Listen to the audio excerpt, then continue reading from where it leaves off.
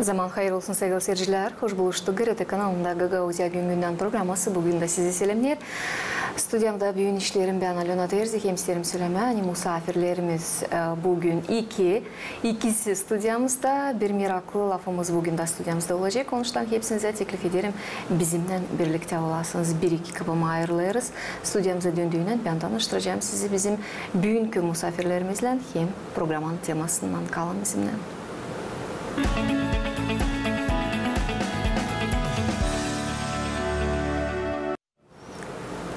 Sevgili dostlar, olmalı çoğunuz gördünüz cümle bağlantılarında bugünlerde Türkiye Devleti'nde geçti güzel bir tiyatro festivali. Doğrusundan söylediğinden 37. Halklar Arası Tiyatrocular Festivali. Hem bu festivalde biz gururuz bugün söyleme. Payaldı Gagauz Milli Tiyatrosu Deniz Tanasoglu'nun adına. Elbette ki bu olayı biz yoktu nice kaçıralım. Onuştan bugün teklif ettik. Bize stüdyamıza tiyatronun öndürücüsünü Mikhail Gagauz'u, zaman hayırlı olsun Mikhail, hoş geldiniz stüdyamıza. Hem Gagauz Milli Tiyatro'nun İnce Zanaat öndürücüsünü Natalya Paladi bugün stüdyamızda. Zaman hayırlı olsun, добро пожаловать к нам в студию, Zaman Наталья. hayırlı olsun, спасибо большое за приглашение. Mikhail, sanırım hani küsmeyeceğiniz yer biz başlarsaydık lafı Natalya'dan. Çünkü Gagauzya'nın seyredicileri de, televizyon seyredicileri de yaşayanları da bilirler kim o Mikhail Gagauz, söylediğim tiyatronun öndürücüsüyseniz ama gene de tiyatroya insan gider, bilirler, tanışırlar. Onuştan Natalya bir yeni insan tiyatroda, hem Gagauzya'da, onuştan başlayalım bugün Натальядан. Наталья сказал Михаил, что наверняка он не обидится, если я представлю сначала вас, потому что вы относительно новое лицо и в театре, и в Гагаузии. Вы являетесь, вы приехали к нам с Российской Федерации. Как вы узнали о Гагаузском театре? В 23-м году я приехала в Тираспольский театр, откуда у меня, собственно говоря, в свое время прошла учеба. Там же работает мой коллега и мой бывший студент, точнее мой сокурсник Дмитрий Ахмадиев, и мы с ним вместе поставили моноспектакль. И вот во время этой постановки появляется Михаил Георгиевич Гагауз, и меня знакомят с ним. Что это такое, я не знала, что такое Чедерлунга, я не знала, думала, какая-то другая страна. Да, на вопрос, где это, в какой стране, я говорю, Чедерлунга – это Гагаузия. Я говорю, да, не знала. А мне говорят, там еще и театр есть. Я говорю, ну хорошо. И через какое-то время, это мы познакомились 1 октября, с гагаузами. Потом мы вместе играли, они 7 октября, я 8 октября были на площадке, мы играли свои спектакли. В этот момент мы немножко еще раз познакомились поближе. И уже в ноябре я приехала к ним, как раз был какой-то спектакль, «Женитьба», по-моему, да, была у вас? «Женитьба», они играли ее на комиссию, я приехала посмотреть. Уже на другую «Женитьбу», на гагаузском языке она звучала. И как-то так сложился какой-то контакт на тот период времени. Было, конечно, немножко необычно и неожиданно, потому что, если честно, я была уверена, что это прямо люди безумно профессиональные. И вдруг, когда я стала узнавать, что не все из них имеют образование, но они безумно талантливые, я думаю, боже мой, неужели так бывает? Бывает. И поэтому я считаю, что судьба как-то свела, наверное, не зря. Наверное, не зря. И я очень рада, что попала в этот коллектив, в этот театр. И вообще им всем безумно благодарна. И Богу тоже. İsterim buradan söylemeye, Natalya Rusya Devleti'nde anılmış tiyatro hem kino aktörü. Onun anılmış rolleri var kinolarda da. Onuştan kim daha derinden isteyecek tanışma Natalya'nın ince zanaat yolundan varınca cümle bağlantılarında bunu bakarsınız. Hem elbette ki gelip Deniz Tanasoglu adına Milli Tiyatrosu'na nerede Natalya bugün çalışır. Hem bu 3 ayın süresinde Natalya şanslara yetiştirdiği scenada kendi becermeklerini hem ince zanaat tarafından vergisini de göstermeye Skameyka spektaklisinde. Mikhail, geçeriz Natalya söyledi biraz bu festival için. Geçeriz festivale 37. Halklar Arası Festival. Gagauz Milli Tiyatrosu Nesoy düştü bu festivale. Vardı Nesoy anlaşmaklar mı? Hem Nesoy geçti size adine tiyatroculara, bizim tiyatrocularımıza adine bu festival? Bu festival için isterim söyleme bir iki laf. Biz geçen sene değil de evvelki sene 35. Uluslararası Halklar Arası Tiyatro Festivali'ne katıldık. Denizli kasabasında. Bu yüzden de biz o zaman gittik Üzalet spektaklisinden. Bizi hepsi beğenmiş. Bu çok önemli bir spektaklde onlar için hem bizim için. Biz nerede biz gösterdik kendi kültürümüzü, kendi historiyamızı.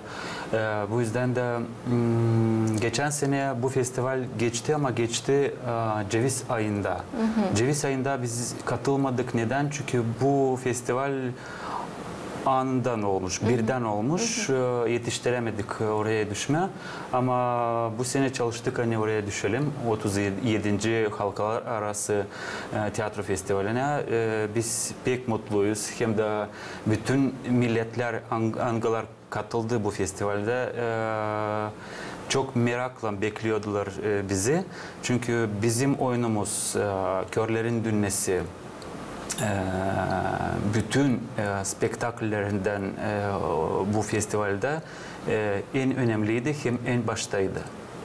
En başta demek iyilikti mi? Yoksa en yüksekteydi mi? En yüksekteydi. En yüksekteydi. Ne kadar önemli Gagavuz Milli Tiyatrosu'na değine çıkma böyle halklar arası festivallerine hem burada isterim nişanlayasınız kaç devlet payıldı? Türk dünyası devletleri mi sadece yoksa başka? Değil sadece Türk dünyasının devletler ama başka devletler de vardı. Portugalya lazımdı olsun ama gelemedi. Bilmiyorum niçin gelemediler onlar. Ondan sonra daha 2 tane devlet lazımdı gelsin ama gelemediler. Niçinse onlar gelemediler. Ama ne kadar önemli bu halklar arası bağlantı?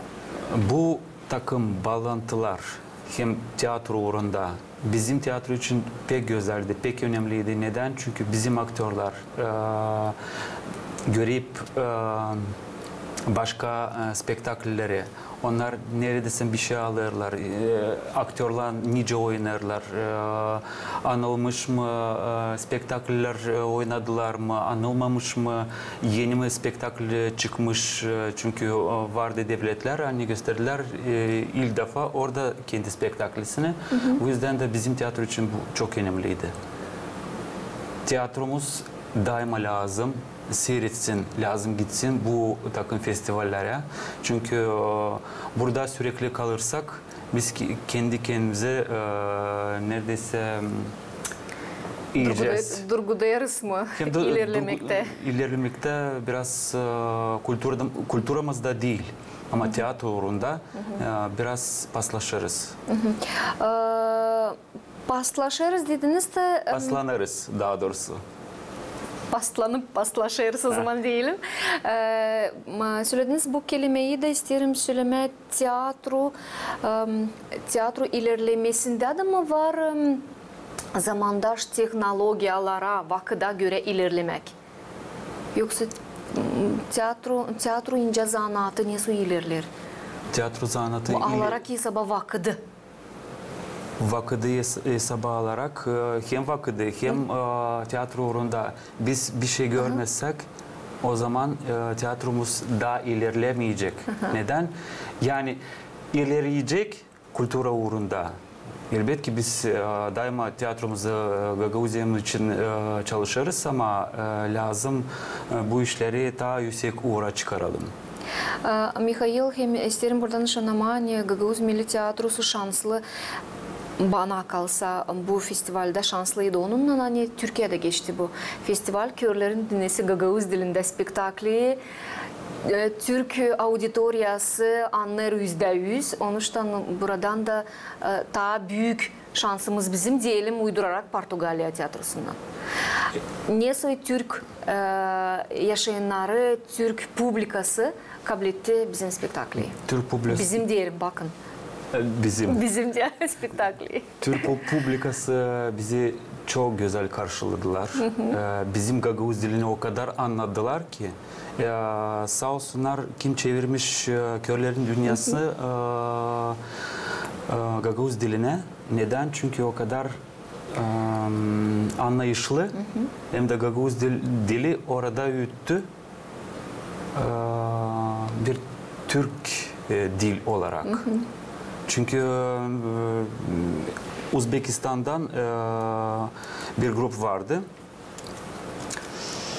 Eskiden Uzbek dilini işittim. Dedim hadi bu kelimeyi işittim, bunu da işittim. Ama onları şimdi seyrederken 2 kişi oynadılar. Hiçbir şey anlamadım. Даже я поняла. Kendi kendime derim Allah Allah. Ne iş? Türk dili mi? Türk dünyasından mı geldiler Özbekler? Oradan geldiler elbet ki. Ama ben hiçbir şey anlamadım. Ama Niçinse anlamadım. spektaklın manasını Anladım. Orasında tiyatroda bilirsiniz hani dil o en pahalı elbet ki ama tiyatrocular o kadar oynarlar ama dili kullanmadan da oynayabilirsin. Bu da yine önemli, hani anlamışsınız dil sistem. Halklar arası arenalarda tiyatronun yardımından Gagauz kulturasını temsil etmek. Gagauz Milli Tiyatrosu'na diyeyim. Oley. Pek güzel bir O bir cevapçılık mı, o bir gurur mu? Ne bileyim. O hem cevapçılık, hem gurur, hem ne bileyim ben kültürümüzü yükseltmek, hem kendi ince anlatımızı böyle scenalarda götürmek, bu bizim için çok önemli. Çünkü ben oraya çıkınca derim kendi kendime ben Gagauz'um. Gökoğuzlar, Türkler bir de işittiler hani Gökoğuzlar, o bizim kan kardeşlerimiz. Kim bilmezdi ama Türkler çoğu bilirler ama var aralarından belki tabi bilmirlerdi. Gökoğuz dediniz de çevirici yanınızda vardı mı? Çevirici hiç kimse yoktu. Başka gruplarda vardı mı belki? Başka gruplarda vardı çünkü Özbekler Türkçe hiç anlamadılar. Hadi diyelim Azerbaycan çevirici yoktu onlarda. Kimde de vardı? Neyse başkalarında vardı. Vardı. Bizim hiç kimse yoktu. Niçin ben tabii ki bu soruyu sordum. Hani tabii ki çizgileme. Yani, biz Gagauzlar çok şanslıyız. Açan çıkarız, hem gideriz Türkiye devleti festivallerine, scenalarına, kongreslerine, konferansiyalarına. Biz onları anlarız, onlar da bizi anlarlar. Elbet ki. Bu dilimiz, kültürümüzde elbet ki var ayrılıklar. Ama dilimiz bir kana bize 100 katına daha kolay gösterme hem açıklama o duyguları scenadan açan sen anlarlar, açan sen görürsün hani o publika seni kabul eder, alkışlar. Bu gerçekten başka bir duygu. Bu gerçekten pek güzel. Hem de söyleyeceğim hani Gagauzlar ben 5 dil bilirim. Hem Romence, Bulgarca, Türkçe, Gagauzca, Rusça, hadi Ukraynaca azıcık bilirim. Ama Gagauzlar için çok önemli dilleri bilmek. Çünkü böyle takım festivallere çıkmak da orada rahat rahat konuşabilirsin herkesle. Bana ne çevirici lazım, ne hiçbir şey. Bizim aktörler Gagauzcayı zaten bilirler. Hem de rahat rahat gitlerle kim bizi orada sürekli sağa mı gidelim, sola mı gidelim, şimdi yemekhaneye gidelim. Onlar çok rahattılar. Hem de onlar için çok avantajlı oldu. Neden? Çünkü 2 tane gidimiz var. Git. Onlar en baştan çok merak ettik Gagauzlar kimdir? Hadi bizi koyun, onlarla biz olalım. Bu 2 tane çocuk çok mutlu oldular bizim tanıştığımızda. Biz biliriz dili ama onlar da kim bilmiyorlar dili. Sizin араныздан onlar da öğreniyorlar dili. Наталья уже начала успешно изучает гагаузский язык, насколько важно. И какие ощущения и впечатления у вас создалось от этого фестиваля? Это было очень насыщенно. Это было очень противоположно. вот мегаполярно, от супер хороших работ до супер непрофессиональных работ, но я не могу сказать плохо. Почему? Потому что для меня любой выход человека на сцену, даже если это было непрофессионально с нашей точки зрения, с моей лично, человек вышел, он проделал работу, он уже заслуживает уважения. Поэтому я могу, конечно, как профессионал говорить, ой, вот это, но как человек, как понимающий, как это тяжело, я считаю, что любая работа заслуживает уважения. Поэтому это было мощно и в то же время полярно. Я поняла, что наши скромны, но они в то же время большие молодцы. И еще, мы очень организованные. Вот, не знаю, наверное, так и было и раньше, но мы самая организованная группа. Несмотря на какие-то там со стороны, приглашающей страны, не очень хорошие моменты были, я имею в виду организационные, наши были молодцы. Поэтому мы везде были первые, мы везде практически ходили, мы все успели, мы были великолепны. По-другому и не могло быть. Михаил, bizim masamızda iki ödül var. Onlar ne? Festival ödülleri mi? Şimdi söyleyeceğim. Bu ödül verilir spektaklın yönetmene, yani rejisöre. Bunu kabul etti Deniz Baburin. Çünkü bana sordular kime vereceğiz ödülü. Dedim verirsiniz bu ödülü. Kim yaptı bu spektakli? Deniz Baburin sağ olsun almış, kabul etmiş onu. Ama bizim tiyatromuzda kalır bu iş. Elbette. Bu birinci gösterilmişte kabul ettik. Bunu da Tavas kasabasında biz spektakli gösterdik. İkinci gün 30 Mayıs'ta. Onu da bize hediye etmişler. O yüzden sanırım hani artık Tavas'a da gideceğiz. Михаил, bu ödül Baburin Deniz'e verildi ama tiyatromuzda kalacak elbette dediniz siz de. Tiyatroda ödül müziği köşesi var mı? Var.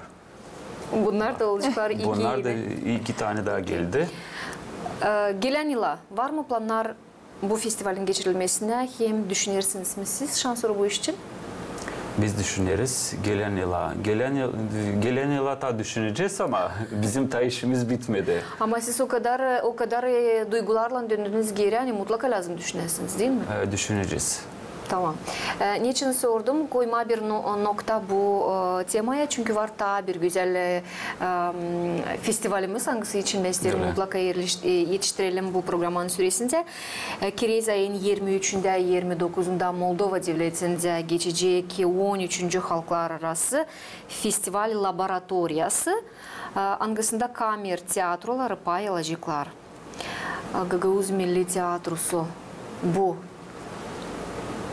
olaya katılacak mı? Hem biliriz hani katılsa da bu olaya katılmak kolay değil. Konkurslu bir festival. Onun için isterim anladasınız bunun için. Elbette ki Gagauz Milli Tiyatrosu Deniz Tanasoglu adına bu olaya katılacak. Biz karar verdik. Hani bizim tiyatromuzda hiçbir zaman olmadı monospektakl. Monospektakl dedik hani bizim İnce Zanat Yönderici'de kendi spektaklesi, monospektaklesi var. Hangisi koymuş sağ olsun Dmitri Akhmadiyev. Pridnestrovski Tiyatrosu'ndan. Bu yüzden de karar aldık. Da dedim bu spektakle artık geçsin bizim tiyatroya. Da Natalya temsil edecek bizim tiyatromuzu. Bu önemli, bana göre önemli. Neden? Çünkü 13. Uluslararası Halklar Arası Moldfest Festivali'nde, tiyatro festivalinde nerede katılacak? İspanya, Amerika, Makedonya, Kosova, Moldova, США, Amerika, hem başka devletler. Hiç saymayacağım çünkü onlar çok orada var. Bu takım festivale katılmak için biraz girmek pek zordu. Neden zordu?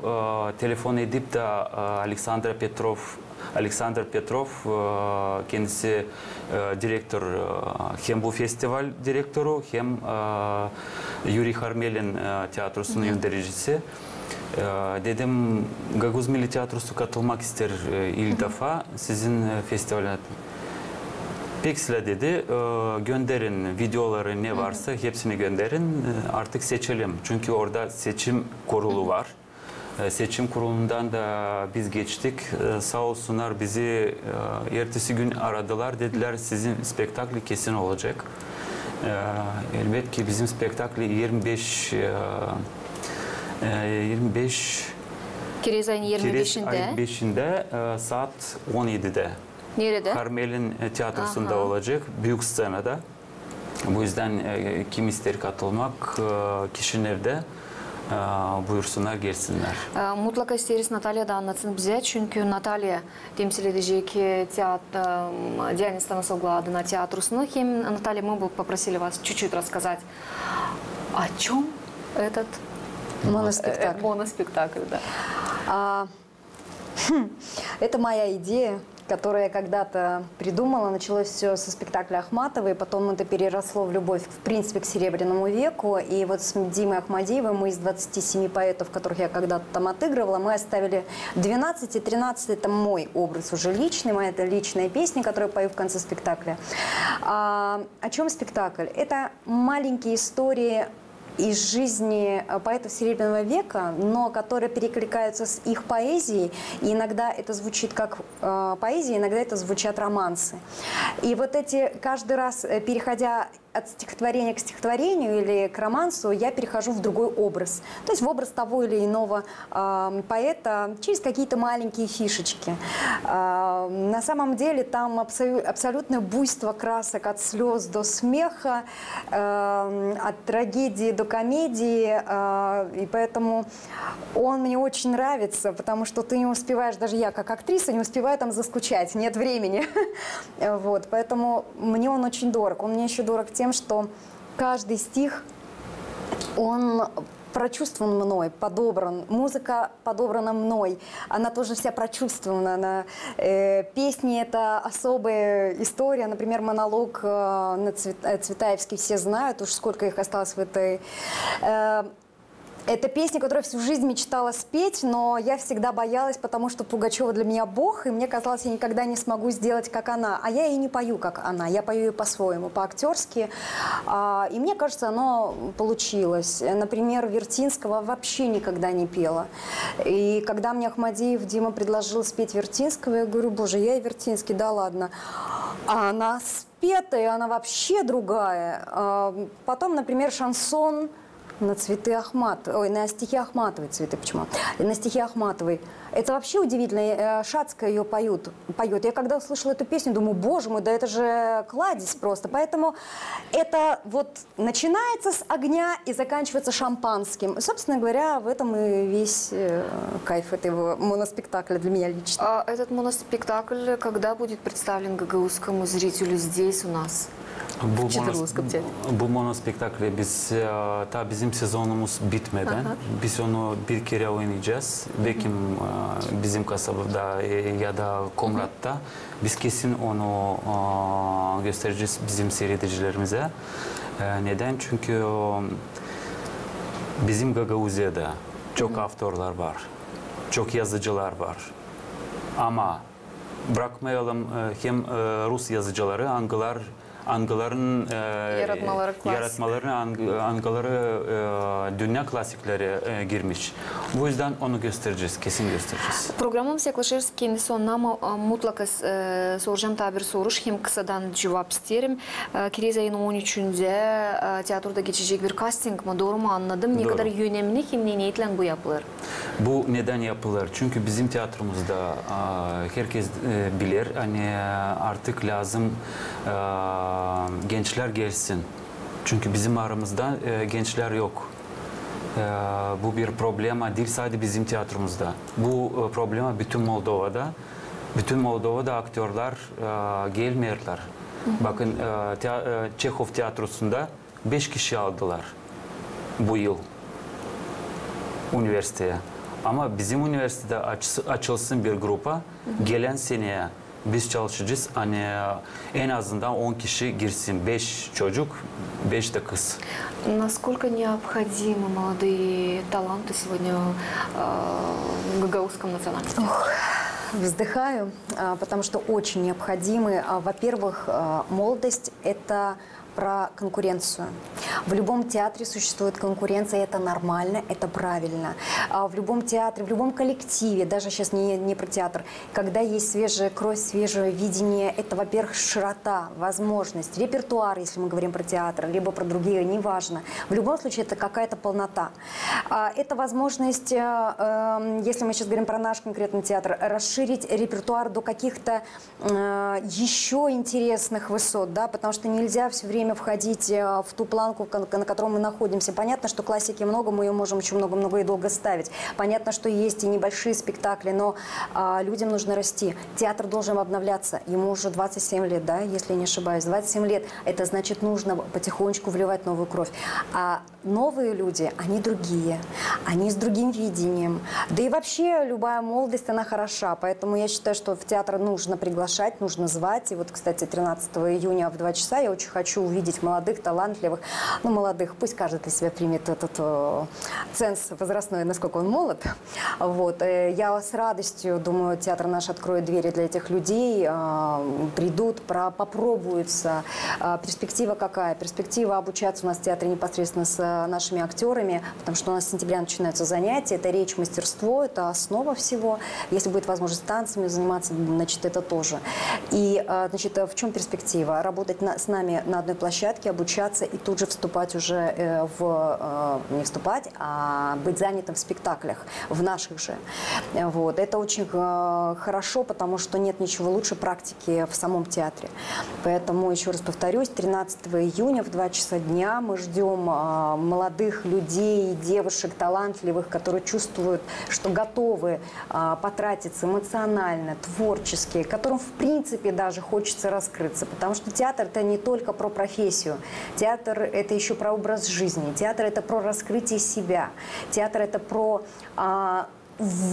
выискивание себя, я бы даже так сказала. Поэтому добро пожаловать, ждем. Sevgili misafirler, ben isterim sağ ol söylemesi. Yani bugün geldiniz stüdyamıza. Anlattınız bize bu güzel olaylar için angıları geçtiler. Hem angılarını planladınız. Geçirmeye başarıları size dileriz. Yeni spektakülleri bekleriz. Yeni spektaküller için laf edeceğiz başka programlarda şansına vakitimiz kalmadı. Sezon bitişinde göreceğiniz sürprizimiz var. Sürprizi bekleriz o zaman.